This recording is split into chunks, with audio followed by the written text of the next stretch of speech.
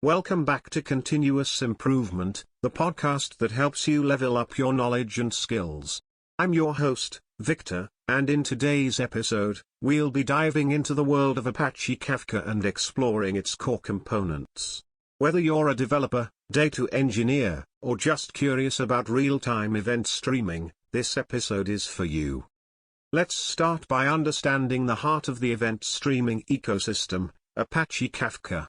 It is a powerful open-source, distributed streaming platform designed for handling real-time data streams efficiently and reliably.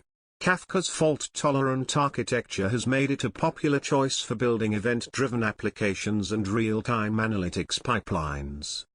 But before we delve deeper, we need to understand the role of Zookeeper. This distributed coordination service is a vital component of the Kafka ecosystem. It handles the management and maintenance of the Kafka cluster's configuration, metadata, and state. Zookeeper's responsibility is to ensure high availability and fault tolerance, keeping track of brokers, topics, partitions, and consumers. Speaking of brokers, let's talk about how they form the backbone of the Kafka cluster. Brokers are individual nodes that handle the storage, transmission, and replication of data. They act as intermediaries between producers and consumers, making the distribution of data across multiple topics and partitions seamless, scalable, and reliable.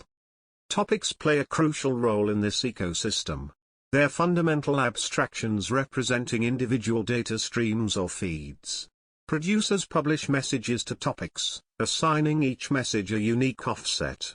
Consumers read from these topics, and the offset enables them to keep track of their progress in the stream. Now, let me introduce you to a powerful command line utility called Kafkacat. It's like a Swiss Army knife for Apache Kafka. With Kafkacat, developers can interact with Kafka topics directly from the terminal.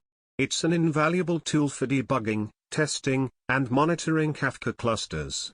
You can use it as a producer, consumer, or even as a message repeater, with great flexibility in managing Kafka data.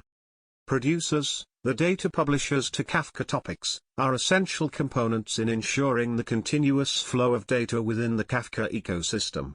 They generate and send messages to specific topics, playing a critical role in building event-driven applications.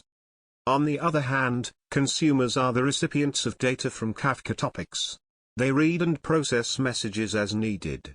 Kafka supports consumer groups, enabling multiple consumers to collaborate and process large volumes of data effectively and in parallel. To wrap things up, Apache Kafka has revolutionized the world of data streaming and real-time event processing. Whether you're building real-time data pipelines, microservices communication, or streaming analytics applications, understanding the core components of Kafka is vital. As the data landscape continues to evolve, Apache Kafka remains a fundamental tool for developers and data engineers.